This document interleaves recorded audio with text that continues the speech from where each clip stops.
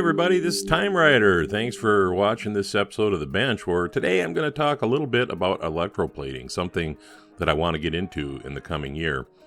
So what you need is a glass container with a lid and some zinc anodes, which you can get on Amazon. I'll put a link below. And then what you do is you take a power supply, like that one I have there, which is just a generic power supply that I bought on the internet. You don't want to go over, much over an amp, or a half an amp is even better. And I'm running mine at 3 volts. And then I made these little wires with the clips to help me hold the things in place. Now, you have to put the 2 anodes in connected to the positive and negative in order to create the zinc plating solution. You do that for about 2 hours.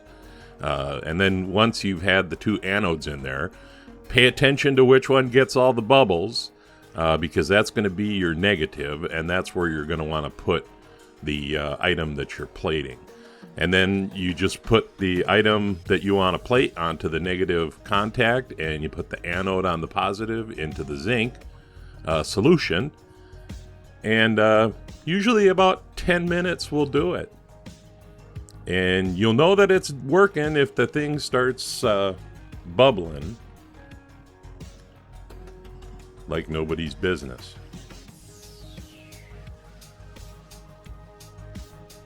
So after about 10 minutes in the bath, you can see this thing is really bubbling away as the chemical reaction occurs between the zinc solution and the metal.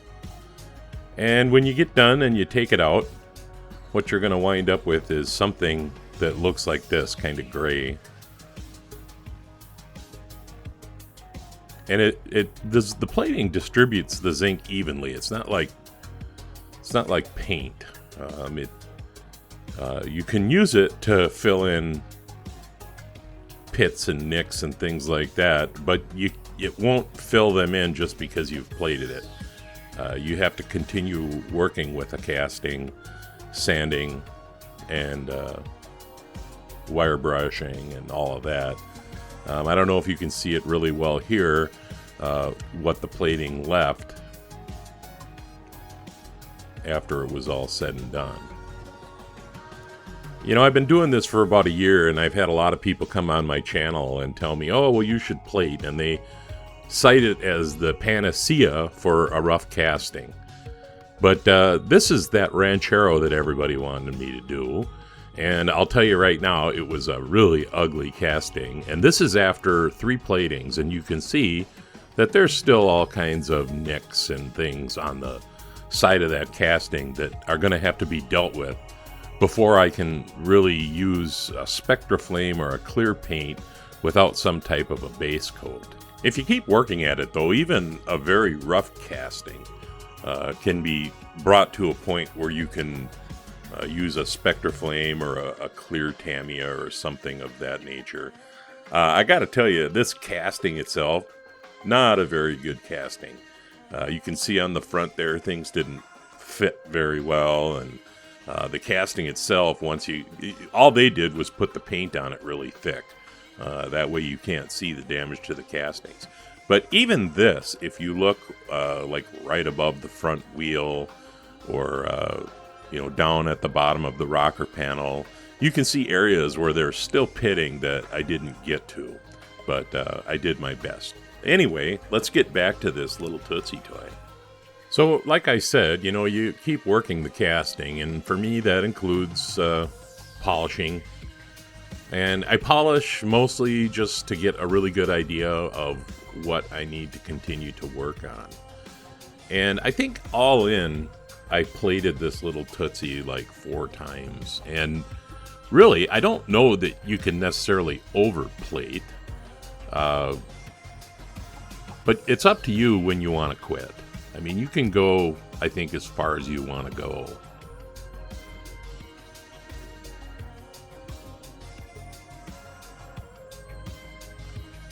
And then polish, polish, polish. And this is kind of where I wound up with this thing. And I probably could have gone more and, made it even better than this. But I think for a Tootsie toy, this actually looks pretty good. And then, like anything, you know, you want to make it as clean as possible, particularly with the urethanes, but just in general, when you're going to paint, you want the casting to be clean. And I use lacquer thinner. And then I'm doing this in Spectraflame Red because it was red originally, and I'm going to show you what it looked like originally here in a minute. And as always, I try to follow a pattern where I start with the bottom, and then I work my way up the model. And this is just a tack coat that I'm going to set aside for 10 or 15 minutes when I'm done, and then I'm going to come back and do a heavier wet coat. And I only did 2 coats on this. I was just curious how much I could elevate a Tootsie toy, and that's kind of why I did it. I figured it'd be an easy plate job and something where you could see good results. But anyway, this is how it started. You know, I got this on eBay, and I don't remember what I paid for. It wasn't very much. And it was red, so I decided to stick with red. And one of the things I liked about this casting was the wheels were in wonderful condition. So all they really needed was a good cleaning. But with all that said, let's take a look at where my little plating adventure left me.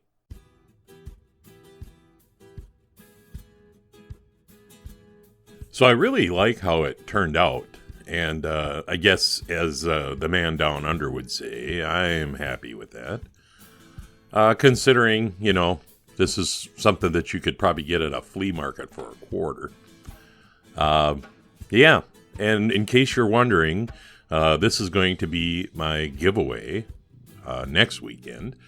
So if, by chance, you want one of these little Tootsies on your shelf, please make a comment below.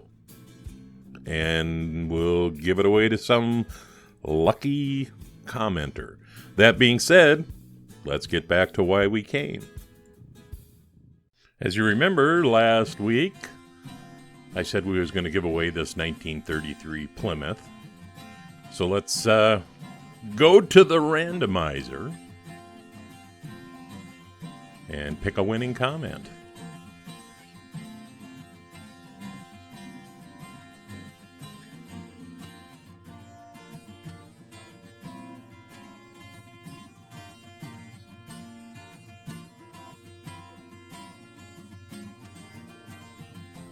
Here we go.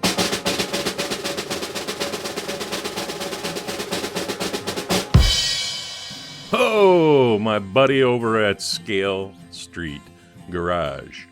So why don't you shoot me an email at timewriter2000@gmail.com so we can figure out a way to get this thing across the pond.